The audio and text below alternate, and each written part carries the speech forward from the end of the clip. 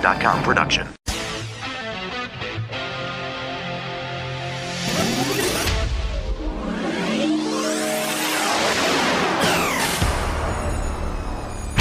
Your healthy radio addiction starts now. Power to the people! The Laura Ingraham Show. Words, words, words, I'm so sick of words. I get words all day through, first from him, now from you. Is that all you blighters can do?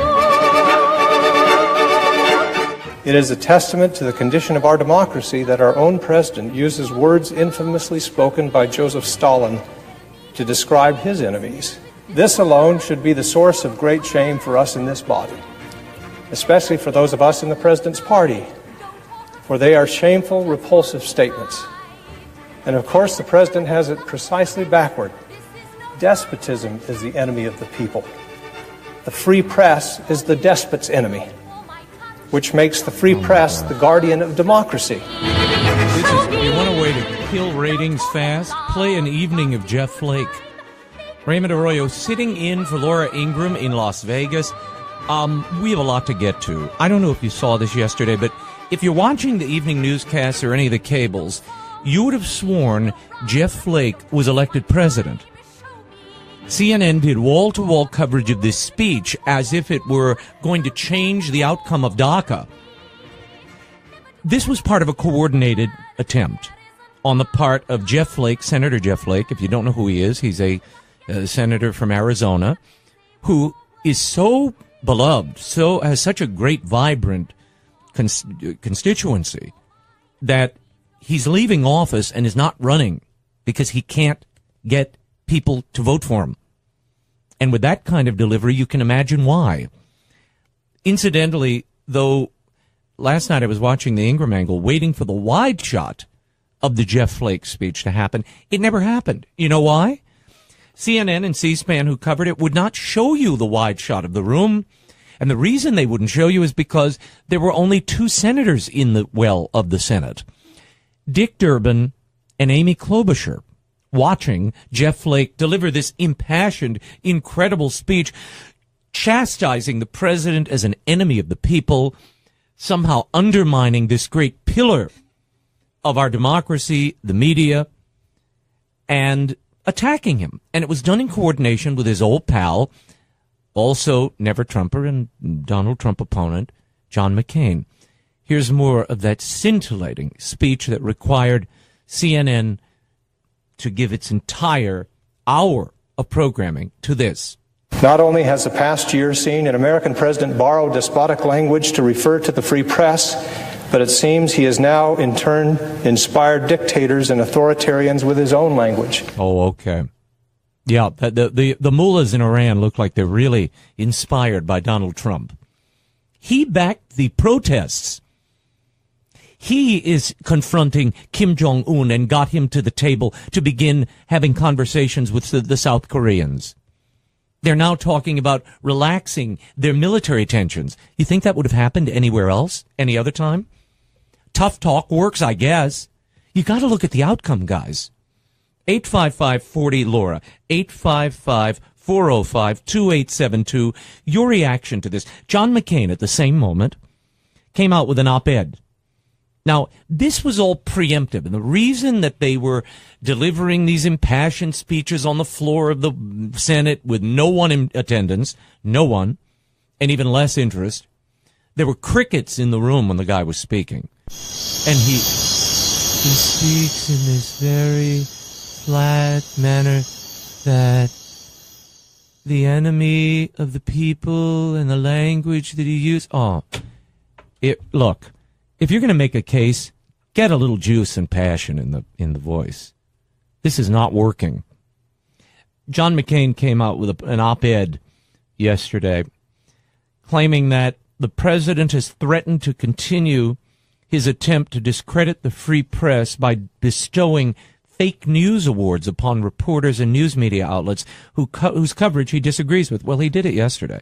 Whether Trump knows it or not, these efforts are being closely watched by foreign leaders who are using his words as cover, as they silence and shutter one of the key pillars of democracy. So Flake and McCain are defending the media,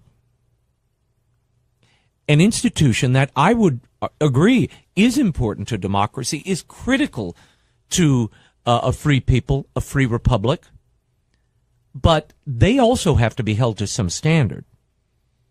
And Trump released this list of fake news awards yesterday. Paul Krugman was number one. The New York Times' Paul Krugman claimed on the day of President Trump's historic landslide victory that the economy would never recover.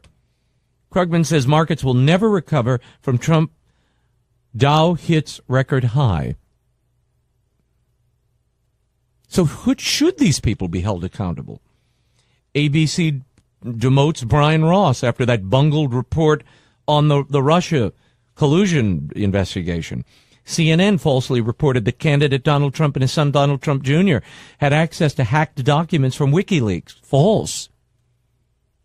So it's amazing, though, to me that Jeff Flake and John McCain, in his last hours, poor man is battling brain cancer, that they would decide to spend their last moments in office, Flake because he's not returning, and John McCain because he's battling a terrible disease, that they would spend it defending not the people, not a major issue, not championing a piece of legislation, but attacking the president because he calls the media to account. Your thoughts on we're approaching the first anniversary here of the Trump inaugural? Do you believe the media should be held account? Or is the president out of line? Has he gone too far? Is he undermining democracy itself? Play that next Jeff Flake thing before I have my own aneurysm here. No longer can we turn a blind eye or a deaf ear to those assaults on our institutions. And, Mr. President, an American president who cannot take criticism, who must constantly deflect and distort and distract, who must find someone else to blame, is charting a very dangerous path. Can you imagine this man? Not only is it uninspired oratory, but it is passionless. So you wonder why. Did he do this under duress? What is this all about? In the meantime, there is a DACA deal underway. It looks like the House is going to vote this afternoon on a stopgap spending measure. Now, what that will mean is it's a continuing resolution. It will allow the government to go forward and continue all its operations to the middle of February. But, big but, the DACA deal will be argued and negotiated separately, not part of this. John Kelly, the president's chief of staff last night, sat with Brett Baer. Some of what he had to say was a wee bit concerning because he seemed to be backtracking on promises made by the president. We're going to get into that in a moment. Qualifying the wall. I mean, he's long said it could be, 700 miles. It might not be the entire border. Okay, we get that. There are areas, rivers and inaccessible terrain where people are not entering and wouldn't enter across the border. But the comments he made about what the president promised and Mexico paying for it and all of that, I think bear scrutiny. We will look at that in a moment. The other thing we've got to get into is what you will accept as part of a DACA deal.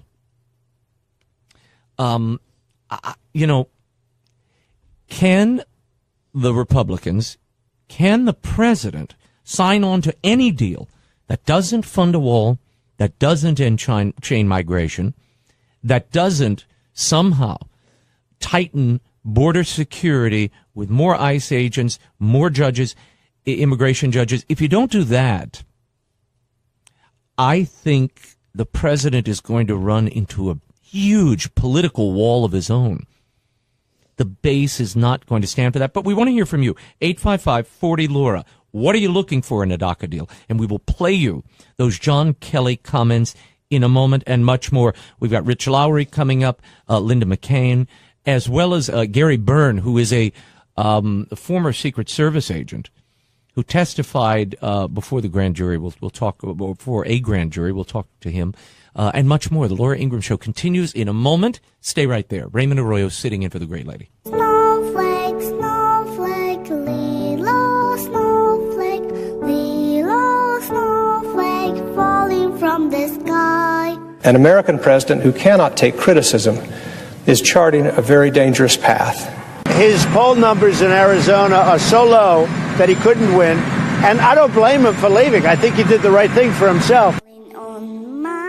Thanks to my wonderful sponsors and your support, I'm glad to say that we can provide this podcast at no cost to you at all. As a loyal listener of my program, please consider testing our sponsors because they're the ones who actually cover the cost to produce this daily show. So if you're a dog lover like I am, how about giving your dog, your best friend, a fresh, healthy, and nutritious diet? When dogs eat well, they live longer and happier lives. I'm here to tell you about NomNomNow.com, which cooks the world's best dog food. It's made fresh in the USA and delivered right to your door every week. Nom Nom Now's customized recipes cook fresh in our kitchen, delivering healthy nutrition you can actually see. Switch to Nom Nom Now and your dog will have more energy, a shinier, softer coat, and a longer, better life. Nom Nom Now really is the best food for your best friend. And right now you can save 50% on your first 2 orders of fresh, healthy dog food when you use my code Laura at NomNomNow.com. That's code Laura and save 50% on your first 2 orders. NOM now.com. And code word LAURA.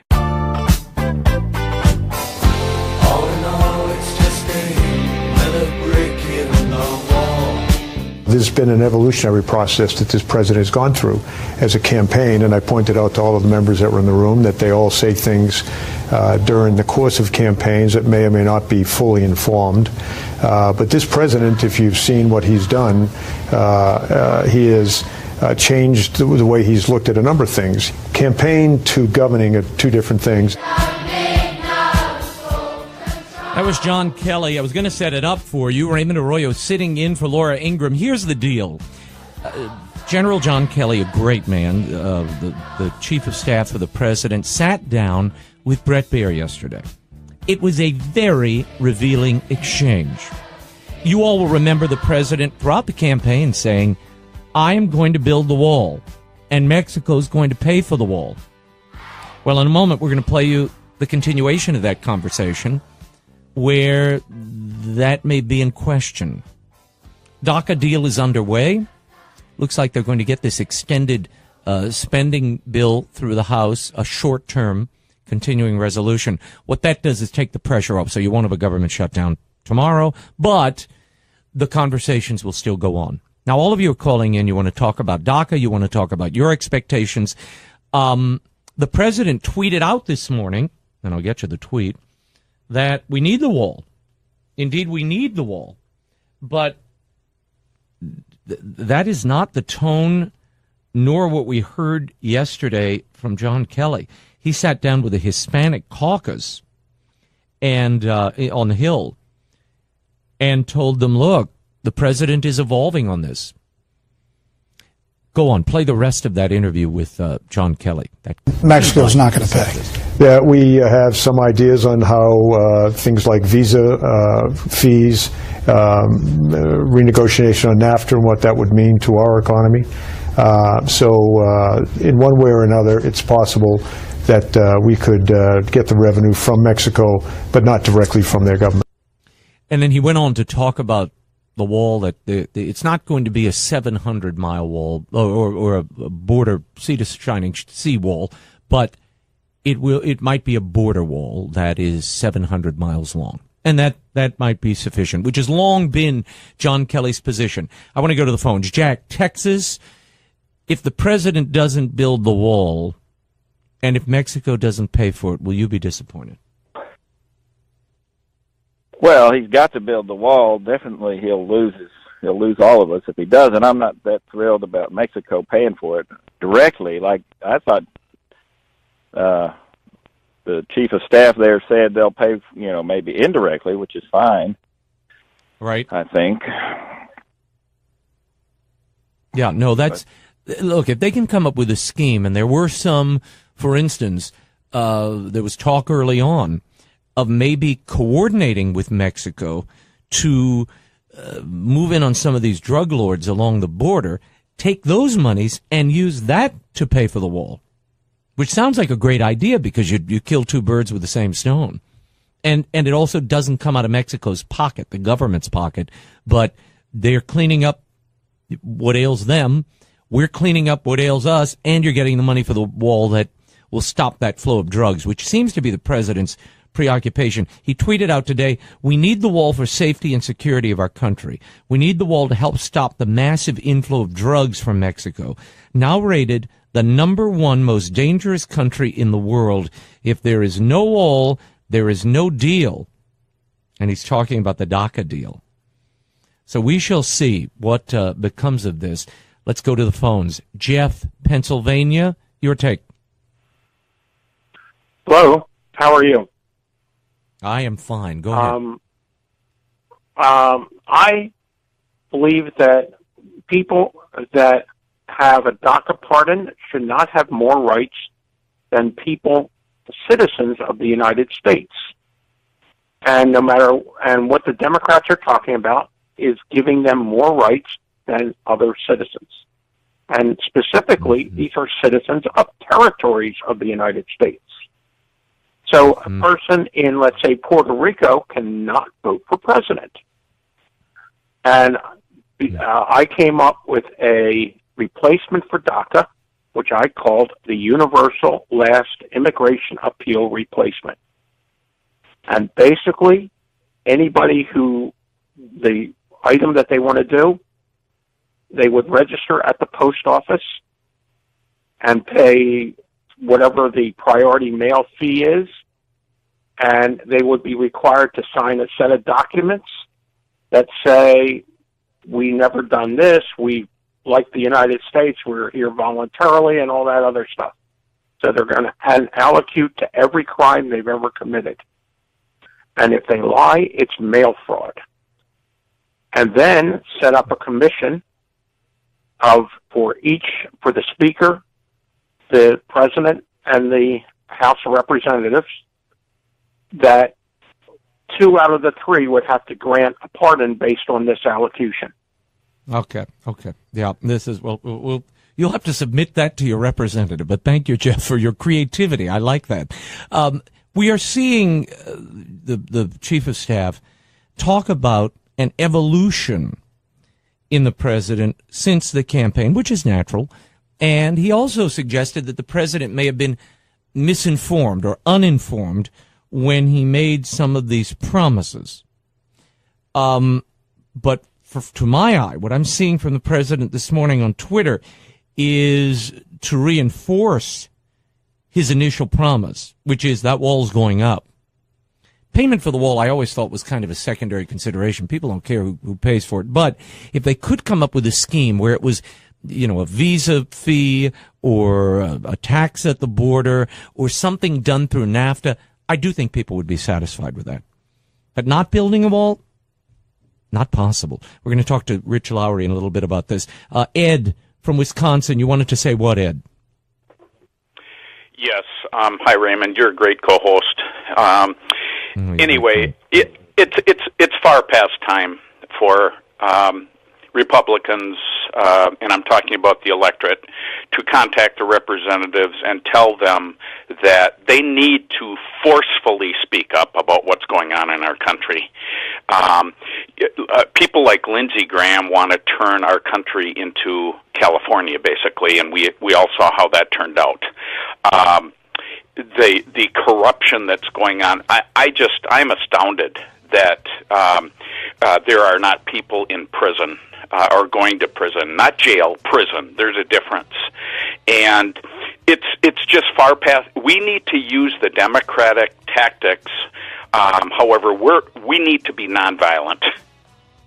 Very good. We'll leave it there. Thank you so much, Ed, for the comment. The Laura Ingraham Show continues in a moment. Stay right there. We'll get to all your calls.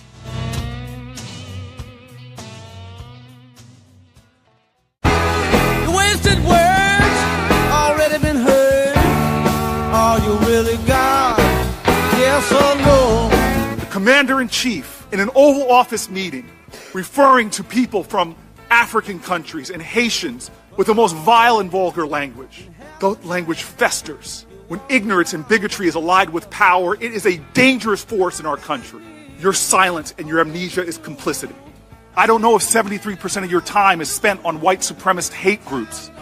I don't know if 73% of your time is spent concerned about the people in fear in communities in this country, Sikh Americans, Muslim Americans, Black Americans. The fact pattern is clear of the threats in this country. Cory Booker, desperately in need of an acting coach. Raymond Arroyo sitting in for Laura Ingraham. I don't know if you saw that. That was the hearing with the Homeland Security Secretary earlier in the week.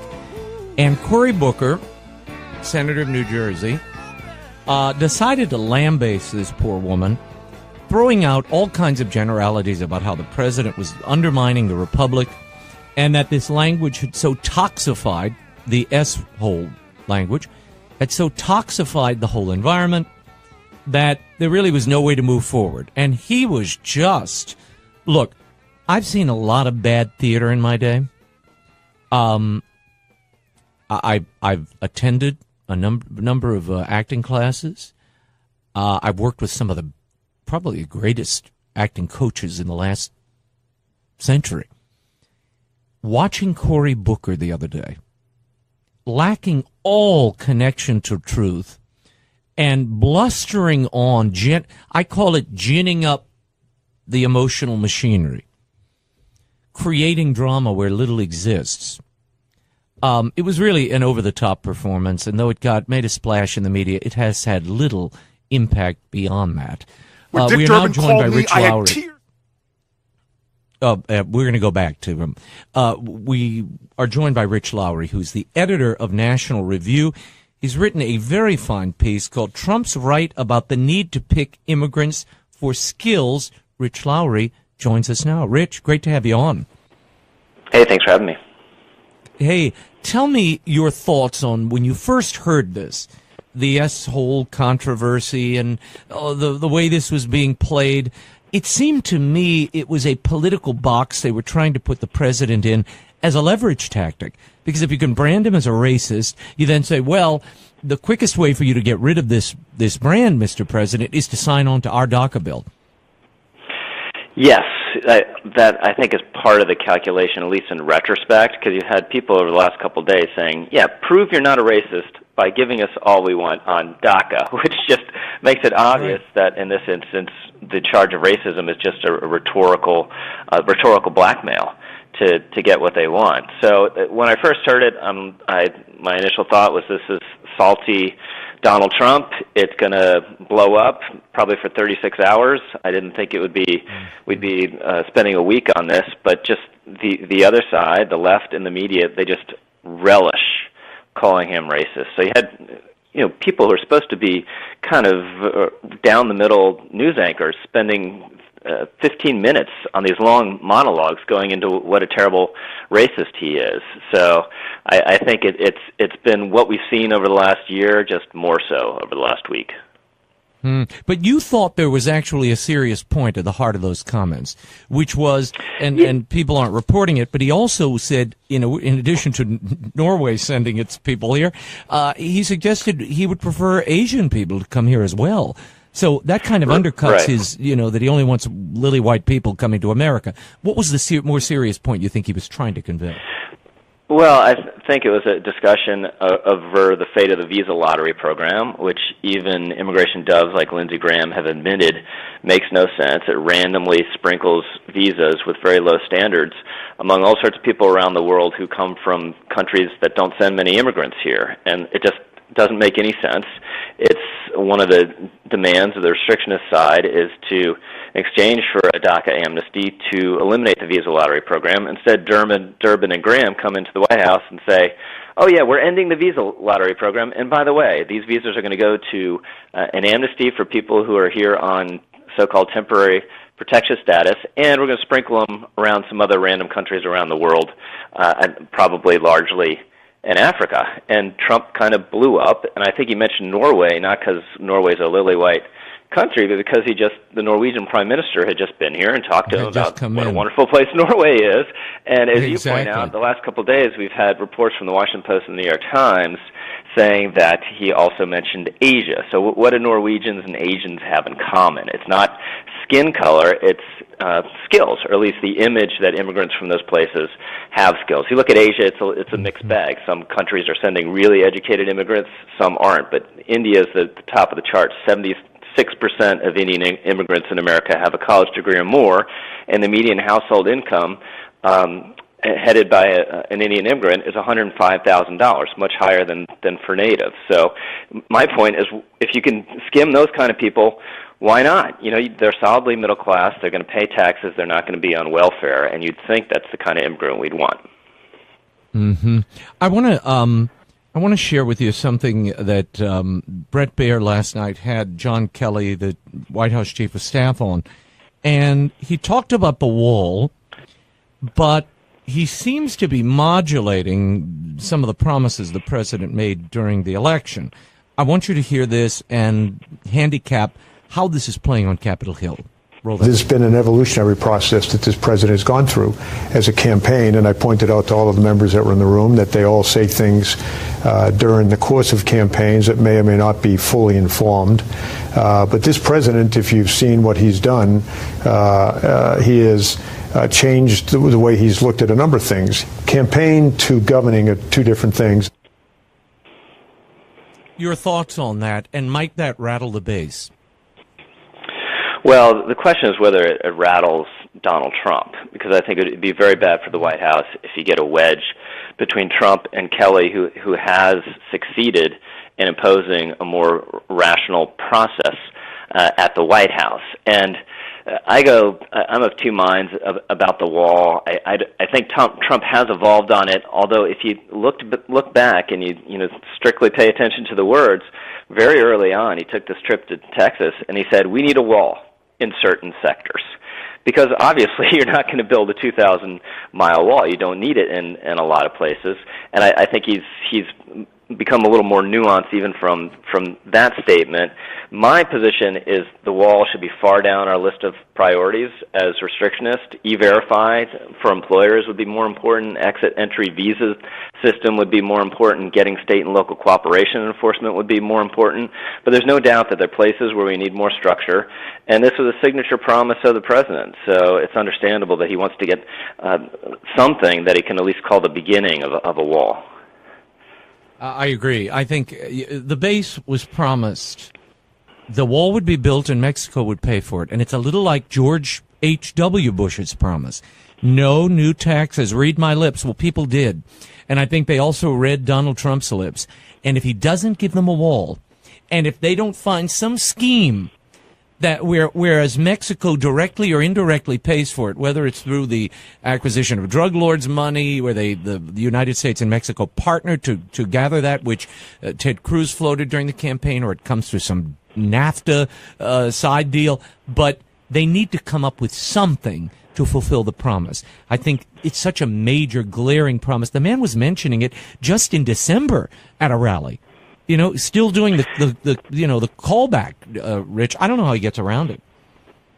Yeah, well, I think this is part of the problem in the negotiation, and I don't think there's going to be a deal. I never thought there was going to be a deal, even at the beginning, before the whole blow-up over the S-House remarks. But I think there's a little confusion. Yeah, I think there's a little confusion because Trump wants the wall, or something he can call the wall. I think restrictionists around him are more concerned with changes in the legal immigration system, because they think those would be much more important. It'll be the first time we've gotten anything like that in decades and decades and decades, whereas the border has become more secure, in part because there has been more fencing. So I think Trump and his allies need to decide what is their most important ask, and I think there's a little confusion about that on our side. Mm-hmm. I want to play before I let you go. Mitch McConnell, Senate Majority Leader, he is apparently telegraphing confusion in all of this, not knowing quite where the president stands, and therefore, well, I don't know if I can move or not. Roll that. I'm looking for something that President Trump supports, and he's not yet indicated what measure he's willing to sign. As soon as we figure out what he is for, then I would be convinced that we were not just spinning our wheels going to this issue on the floor. But didn't he already convey what he wanted? End to chain migration. I got to put up the wall. I want more border security, and I want more immigration judges. Yeah, I think McConnell's getting to the point I was just making. It's not clear what's the hierarchy among those various goals and which you're willing to jettison and which you aren't, because you're not just for an amnesty for 700,000 people. You're not going to get all those things. So I think some on the restrictions on the Hill would be happy to do an amnesty bigger than just DACA, more like a DREAM Act style amnesty, just in exchange for the change in chain migration, which I think would be a really good deal. I'd be willing to do something like that just for E-Verify, but it's a little confused, and the president's been back and forth, because last week in that publicized public meeting, he was like, "Just give me anything, I'll sign it." I feel the love in the room. Whatever you send me, I'll take it. Right, which he never should have said. And then initially, apparently, he said to Durbin and Graham, "Oh, come on down, this sounds great." And then, when it was explained to him in detail what a rotten, just garbage deal that was, then he reacted the way he did. So it's been a little confused. Again, I just don't think there was any deal in the offing here. I think it's going to be kicked down the road, and then we'll see who really has the most leverage maybe going forward. But I think Durbin kind of wanted a deal. I don't think Schumer or Pelosi want a deal. I think they want the issue. Aha. So do you think Trump has the moxie to take it to the wall and say, these DACA people are going to have to leave? I do. I think it'll be a slow rolling thing where the permits expire, and then they've made it clear, if you're a law-abiding college student, you're not high on the list of people to be deported. So we'll basically go back to the status quo as of whatever it was 3 or 4 years ago, which had its problems but was not intolerable.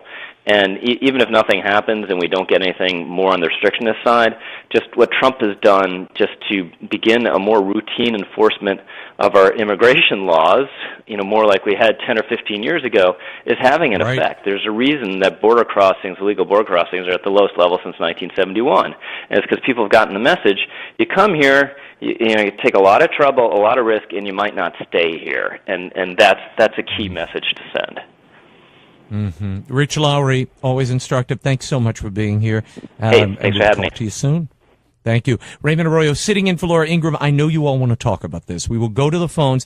855-40-LAURA, 855-405-2872. We're also going to get into Dr. Sanjay Gupta. He is apparently diagnosing the president from afar. We'll get the reaction of a doctor who really knows this topic. And I'll tell you the latest news. They said Trump would have no impact on the economy.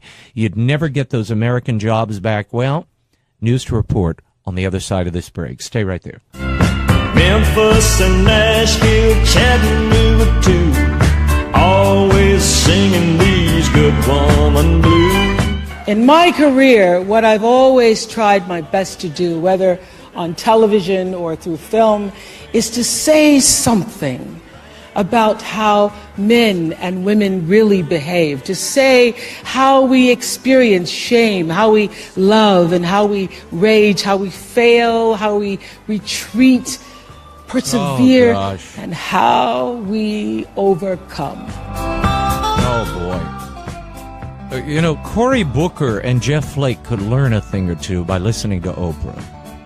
Whatever you think of Oprah, she knows how to tell a story. Pulls you in just by the skill of the delivery. Doesn't matter what she's saying. She can be talking about, prune juice and soups and mudslides or Super Soul Sunday, and you can't help but listen to Oprah. But newsflash, after that Golden Globe thing, everybody thought, she's going to run against Donald Trump. She's going to be the great Democratic hope. Turns out, most voters in a new poll, the Morning Consult Politico poll, nearly 2,000 voters, 59% of them, 59, do not want Oprah to run for president. Only 24% said she should. Here's the curious thing, and this is a warning sign for the Democrats. The same poll found Democratic voters actually prefer Winfrey to some of the party's potential 2020 candidates. She would lead against Elizabeth Warren in a head-to-head matchup with, and it's 39 to 35% against Warren. She also has a big lead against Kirsten Gillibrand of New York, 44 to 23%. She only trails old brother Joe Biden, who's at 54 and Oprah's at 31. I just think it bespeaks something that the Democrats are so desperate that they're looking to a talk show host who, for all of her great skills, and I'm the first to say she has many, she's not a political creature, A, and B, the moment Oprah takes a position on immigration, abortion, trade, taxes, you know what happens to her poll numbers? They go through the floor. They go through the floor. She divides people. Right now, she's loved because when we see Oprah, we think empathetic, kind. She goes out of herself. She's willing to show people a better way of life. That brand would be torn asunder should she run for president. Donald Trump has even experienced some of that. There's a steep downside to running for president, too. Trump said he's doing it for the country. Maybe Oprah would do the same, but I don't think there's exactly a cry and hue for her candidacy. Raymond Arroyo sitting in for Laura Ingraham. Some good news. No one expected. In fact, they said it would never happen. We'll tell you what it is on the other side of this break. Stay right there. Oh, my goodness. At last, I'm here.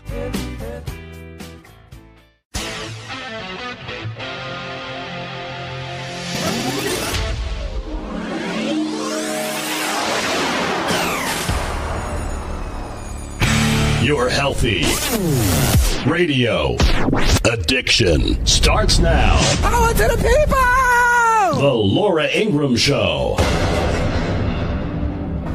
You are the apple of my eye. Forever you'll stay in my heart.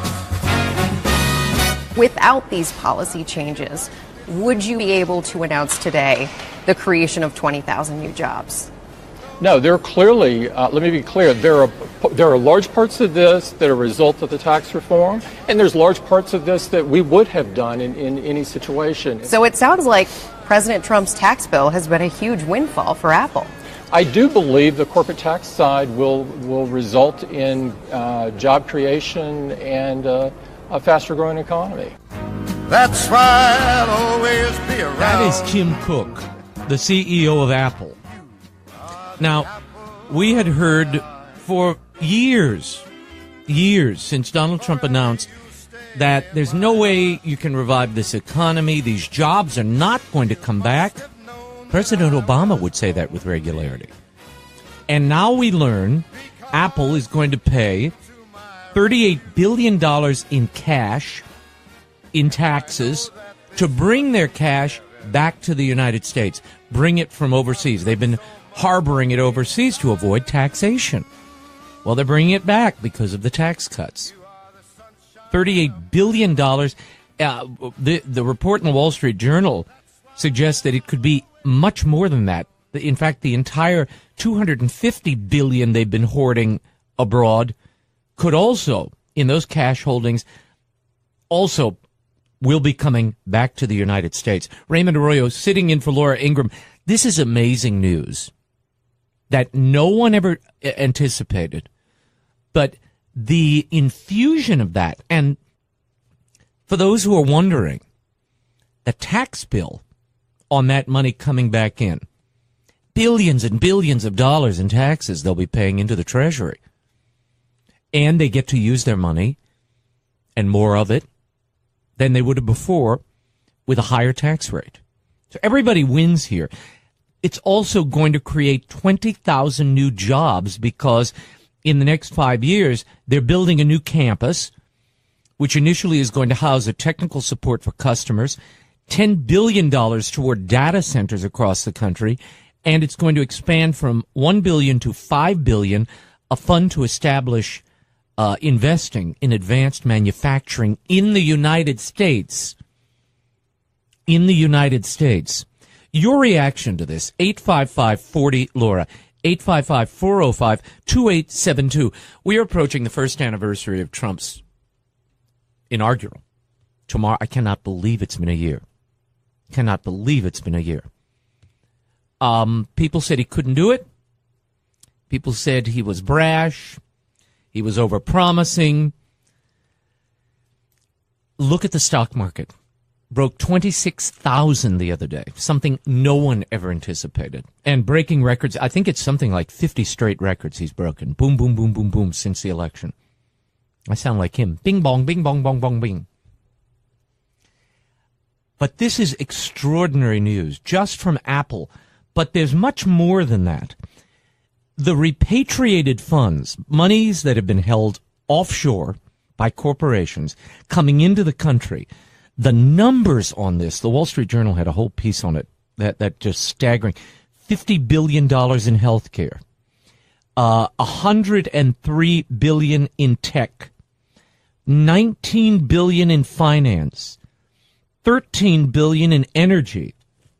These are tax bills that are going to be paid. Something like 300 countries. It is an extraordinary accomplishment in only a year. And then U.S. jobless claims plunge, the lowest weekly tally since 1973, breaking today. The U.S. filings for unemployment benefits plunged to their lowest levels in almost 45 years, a sign that the job market is going to tighten further in 2018. That is great news for the American worker, which Trump said he would speak on behalf of the unspoken, the people who had been forgotten, the forgotten man. How are you feeling about this? Are you seeing signs of recovery? Are you feeling more positive?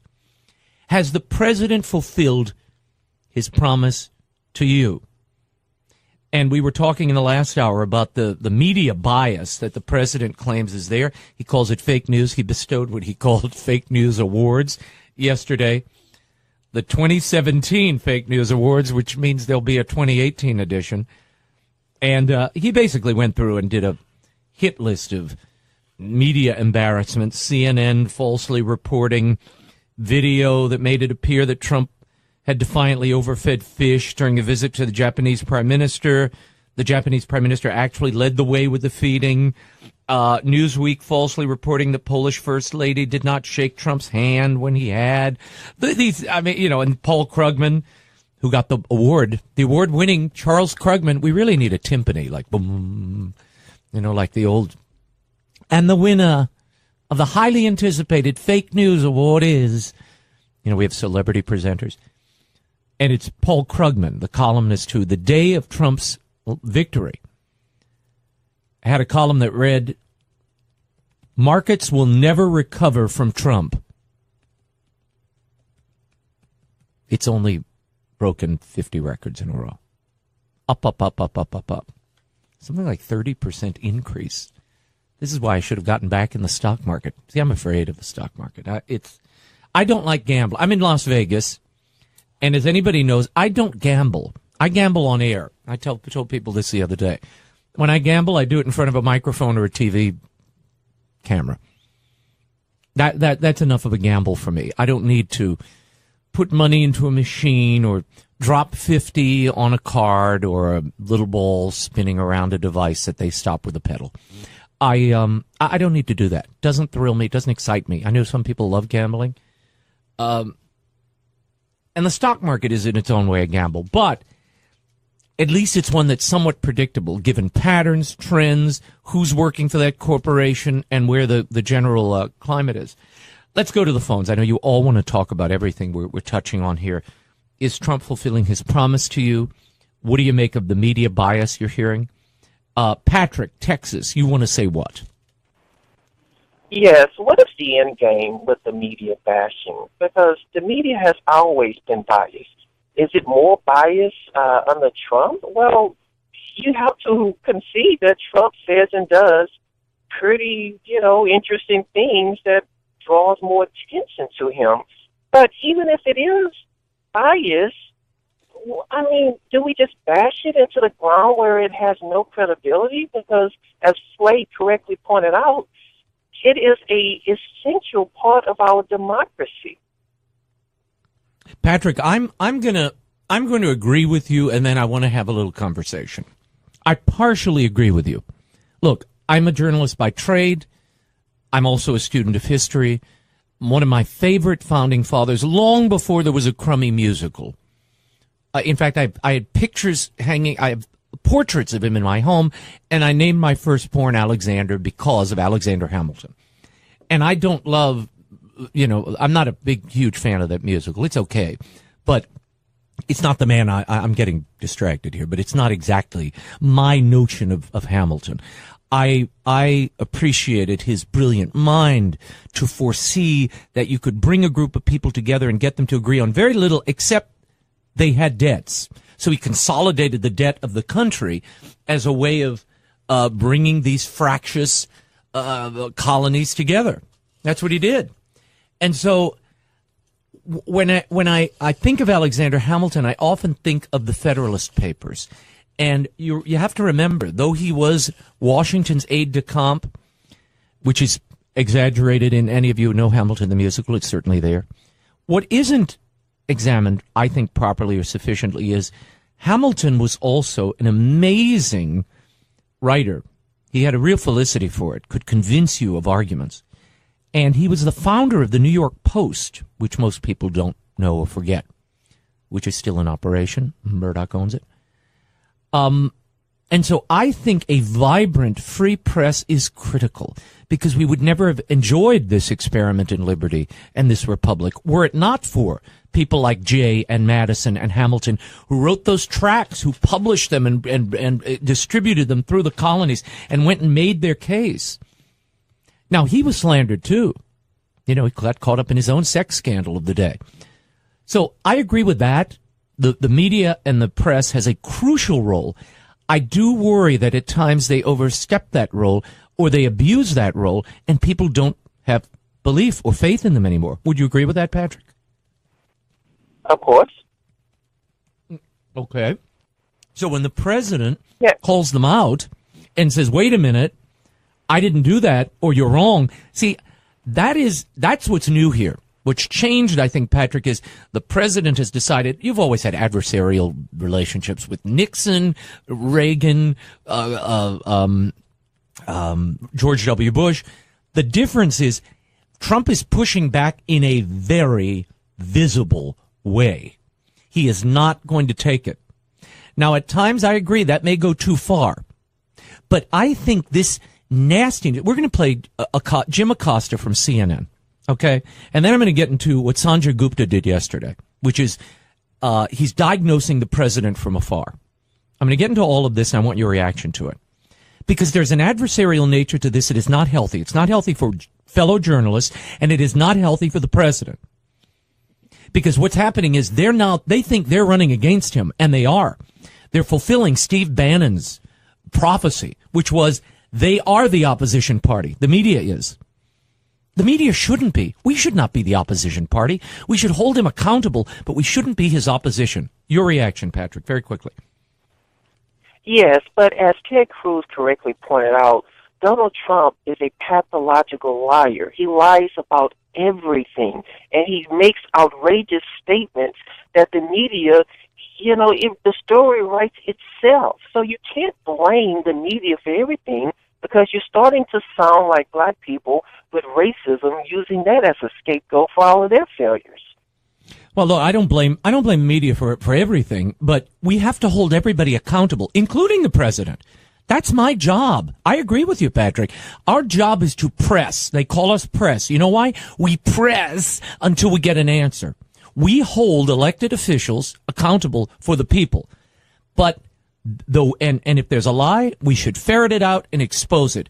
But you lose credibility, Patrick, when you engage in fallacious reporting, when you report ideology as truth, and when you allow voices, some of which I'm going to play for you, to suggest the president is crazy because they don't like him, or he's obese and is going to drop dead because we don't like him, or he's got, well, you'll hear that he actually has maladies. They're now diagnosing from afar maladies, having never examined the man. That goes too far. That is abusing the public trust and the high responsibility that we as journalists have to the truth, to the truth. I've always taken that very seriously. People like Brett Baer, Peter Jennings, whom I knew, these were men who, you like them or you hate them, they did have an internal standard. I worked for Bob Novak at one time. Bob Novak was a bulldog, would meet with 4 and 5 sources about a story, worked from sunup to sundown, did 3 shows a day and a column. I know real journalists. My great sadness for young journalists, young people, they don't have mentors anymore. There's no one to demonstrate or model that kind of integrity to the truth and tireless reporting till you get the fact. And that is called this adversarial, petty, show dogging in the media. And they have now become political opponents. That is not our job. We hold the president accountable, and we keep our emotions, we keep our integrity out of it. We maintain that integrity by not engaging in petty squabbles with politicians. That's not what we're here to do. And sadly, it's become default for so many in the media. We will get your reaction to all of this and much more. The Laura Ingraham Show continues. 855-405-2872. And we're going to tell you how CNN is diagnosing the president from afar. One of these days, you know the time is near. You look for me, but baby, I won't be here. I'm gonna be long gone. iPad, the Macs, the iPhones, they are all manufactured in China. One of the major reasons is labor is so much cheaper here. How do you convince a great American company to bring that manufacturing back here? Candy, there's some jobs that are not going to come back because they're low-wage, low-skill jobs. I want high-wage, high-skill jobs. President Obama, October 2012, asked specifically about Apple. Apple bringing jobs back to the United States. He says, those jobs aren't coming back. They're not going to come back. Well, here we are, January 2018. Donald Trump has brought them back due to a tax plan by the admission of Tim Cook, the CEO of Apple. He's bringing back $252 billion, which Apple has stored offshore. Now that the tax rate has been lowered, they're bringing that money back and they're investing. They're building new facilities, 20,000 new American jobs. So that defeatist talk, I know Donald Trump is brash. I know he isn't what everybody's favorite flavor wasn't or was. But look at the record. One has to look at the record. The stock market, companies coming back here, reinvesting, giving back to their employees, bonuses, wages rising, black Americans, a higher family wage growth than in years. And now Apple, billions of dollars coming back, which means billions and billions of dollars that will not only be injected into the U.S. economy, they think $350 billion, but taxes starting at $39 billion into the Treasury. That'll be a nice down payment on the wall, as Laura said last night. Let's go to the phones. I want to see if you feel that Trump has fulfilled his promises or is on the road to doing so. We're almost at the year anniversary, and then in a moment, CNN diagnosing the president from afar. He's always either crazy or overweight or dying or something with CNN. I hope I pronounced this right. Kendelsha, you want to say what? And where You do did call pronounce from? it right. Thank you so much. I'm calling from the great state of Maine. Oh, great. Thank you for being with us. Go Are you ahead. able to hear So me? your thoughts. Oh, thank you so much for having me. I just want to say that my mother is an immigrant, and I voted for Donald Trump because he told me he was going to make America great again. Although the tax break is not personally helping me because I am in the middle class, I know by making America great, it is going to make me great. So, yes, he has fulfilled his promise. And why did you vote for him in the first place? What made you support him? Because he wasn't a politician, and he was saying things that I felt like I would say personally myself. We'll leave it there. Ken Delsha, I think you speak for a lot of Americans and those who supported the president. When we come back, Linda McMahon will be here of the Small Business Administration. We're going to talk to her about what the Trump administration is doing for small businesses. We'll get to all of your calls. Every line lit up. Be back in a moment. Raymond Arroyo sitting in for Laura Ingraham.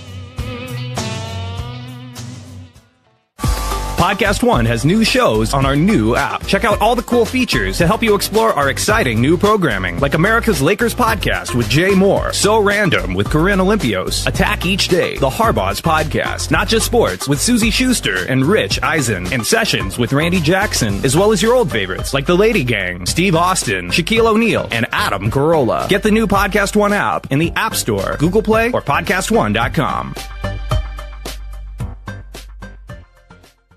To admit it's getting better, a little better all the time.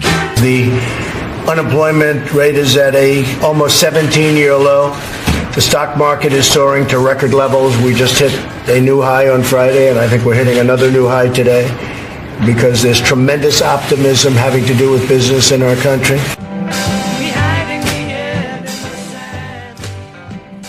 Raymond Arroyo sitting in for Laura Ingraham, of course. That's the president, touting the amazing success, and it has been amazing over the last year, despite what you'll hear in some parlance. The president has made a remarkable change and left an incredible mark on the American economy. We are now pleased to be joined by Linda McMahon. She is head of the Small Business Administration, of course, former founder and CEO of the WWE, and she joins us now. Ms. McMahon, thank you for being with us. Thank you for having me. It's a pleasure. Now, I hear you've been out on tour, talking to small business people, listening to their concerns. What are they telling you? I mean, it is an amazing moment to be in small business, but really in any business in America. Things are humming along.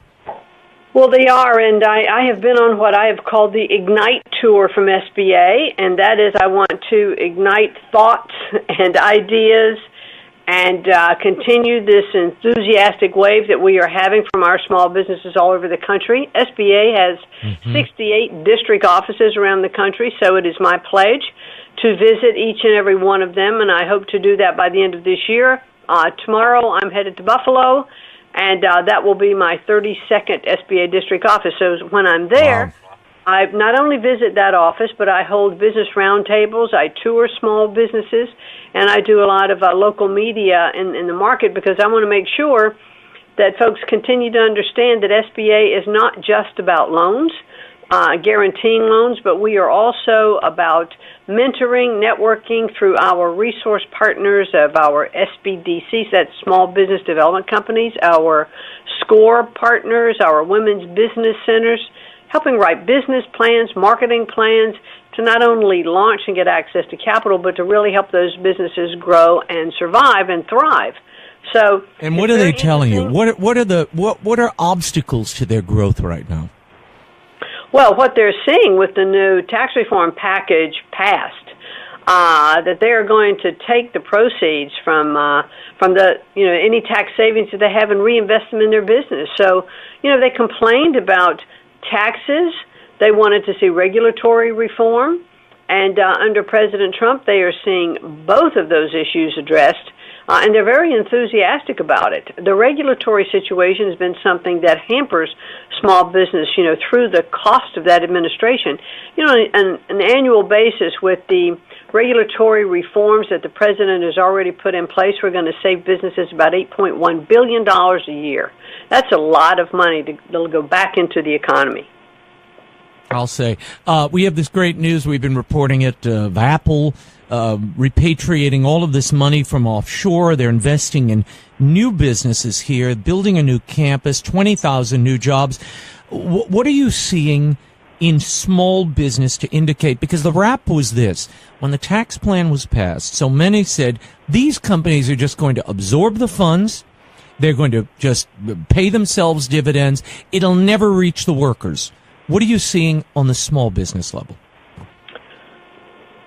Well, clearly on the small business level, the tax reform that we are seeing, they are taking that money to, to reinvest. For instance, one of the big aspects of tax reform was that, you can take a full year's, depreciation on investments, in equipment, and that's just really incredibly important to small businesses who might need to buy those extra computers, or they might need to expand a little bit their office environment, and to be able to take that write-off in the first year is a big incentive for them to make those investments and to grow. And so we're seeing that with businesses across the country. And what are you doing next? What's up next? What has the president charged you with doing? Is there some goal you're looking for the creation, a number of new businesses, small businesses? What does he want you to accomplish here? Well, I can tell you internally, our goal for growth is 5% growth, in our loan portfolio in terms of number of loans, not just in terms of dollars amount, because I want to see more loans, because that means more businesses are taking advantage of this access to capital, and they'll either use it to grow, or they'll use it to start a new business, or they'll use it to add an employee. So I'm really looking to increase our loan portfolio by about 5% in this upcoming year, and I think that we're going to really do that well, because in terms of dollar volume, this first quarter of fiscal 2018, we are up quarter over quarter 18% in our primary loan program. So this enthusiasm and optimism that's in the marketplace for the start or growth of new business is clearly there. Amazing. Linda McMahon, Administrator of the U.S. Small Business Administration, thank you so much for being with us and for all you do. And bundle up for Buffalo. Talk to you soon. Thank you. Thank you so much. We want to get back to our conversation that we've been having about the president, about the commitment that you feel he has to the causes that he championed during the campaign. Jim, Missouri, before we run out of time here, your thoughts on DACA, a potential DACA deal. Can the president do it, and do you like what you're seeing? I'm really not seeing anything, and I am a Trump supporter. I want to say I voted for Donald Trump for the main reason that he claimed to be a great negotiator. And when it comes to financial issues, taxes, anything involving money, he's all in. But when it comes to social issues, and even the trade deals and things, he tends to walk away, and I'm not seeing him be the great negotiator on any of these things. And even with the tapes you played of Mitch McConnell and the signals not being clear, I've just kind of got my hands in the air and said, why isn't he more involved? And I look to him to negotiate these things and get them worked out, and not just laid at his feet to approve or disapprove. That's a very, very important insight, I think, Jim, because we saw in the healthcare debate where the president allowed someone else to take care of the negotiating, allowed Congress to take the lead. And I think the reason there was a misfire, and then it was, by the hardest that they got a bill passed at all, is because the president kind of sat back and said, well, you all go figure it out. On this, I think, and you see it from McConnell today, you hear it from McConnell today, they're waiting to see what will the president accept or not accept. What is he willing to bargain on, negotiate around? And that's unclear now. You've got General John Kelly out there saying, well, the president has evolved on the wall. It's not exactly what we thought during the campaign. He was uninformed, but now we were going to get a wall, but it won't be a big wall. It's going to be a 700-mile wall. We see things bending here, and I think that confuses some people. And certainly you can't have a negotiation if you don't know where you stand. So I agree with you. I think the president has to be much more engaged, and he will probably have to be the instrument of a negotiation rather than the rubber stamp for one. I think that's going to have to happen. And that meeting, when he had all those people in the room, when he had the folks on the left and the right in the room together, and he decided to air that full 45 minutes discussion, that was bracing for America. They got a chance to watch the people representing them debate, make cogent arguments, battle it out, vie for the president's attention, and try to win him over. That was great. More of that, please. More of that. I think that can only be a good thing. Bruce, Arizona. You wanted to say what? What are you seeing on the ground in Arizona? Well, Raymond, here's something you're not going to hear very much of. I'm a professional patient. I've done clinical trials for the past 19 years. I've completed 72. And for the past few years, I've had a heck of a time qualifying for these studies because MS-13 gang members in Sinaloa, down here in Phoenix, they recruit quite a bit of these people. And I couldn't get in the studies. So what's happened as a result of Trump cracking down on MS-13 and the gang members and sending them back is it's cleared the roster, and I've been able to be eligible. I just finished one for $5,000. So that's a bit of a twist on the Trump administration's crackdown on illegals, but that's just my story, and you can share it. That's amazing. Well, thank you for sharing it with us. And, I came across a story. You will like this, Tim, or Bruce, rather. This was a story that I came across yesterday in CNN. And I'll pull it up for you. I'll read it to you when we come back. And it said El Salvadorans are very upset with the Trump administration because all of these Salvadoran illegal immigrants came to the United States. They were hardened criminals, many of them, and they got harder here. They got arms, they learned armed trade, they did all kinds of drugs, the whole 9 yards. The El Salvadorans are up in arms because they don't want these people being deported back to their country. And they're saying, wait a minute, this is going to make us less safe. So I saw it and I texted it to Laura. I said, did you see this?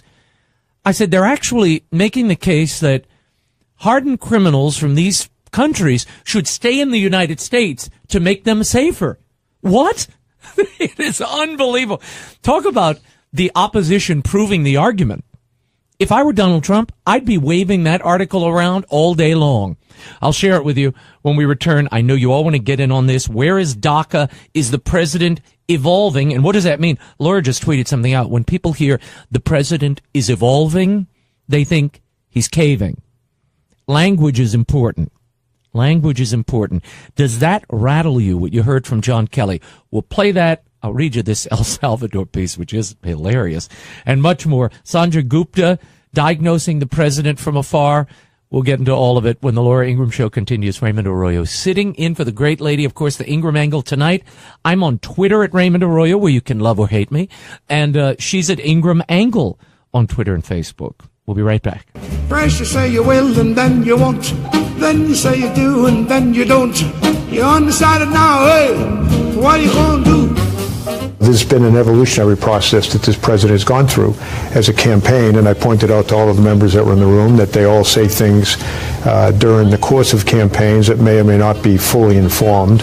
But this president, if you've seen what he's done, he has changed the way he's looked at a number of things. Campaign to governing are two different things. Heart, make up your mind. Don't keep us apart and please be kind. That was General John Kelly last night on Bret Baier in an interview that's been making a lot of headlines. He claims the president has evolved on the wall. Well, this morning, the president tweeted a response seemingly to those comments by General Kelly. He said, "The wall is the wall. It has never changed or evolved from the first day I conceived of it. Parts will be of necessity see-through. And it was never intended to be built in areas where there's natural protection, such as mountains, wastelands, or tough rivers of water. The wall will be paid for directly or indirectly or through longer-term reimbursement by Mexico, which has a ridiculous $71 billion trade surplus with the U.S. The $20 billion wall is peanuts compared to what Mexico makes from the U.S. NAFTA is a bad joke. Very bad joke." President Donald Trump's tweet. So your reaction to this back and forth? Who's in the right here? This is clearly the president pushing back.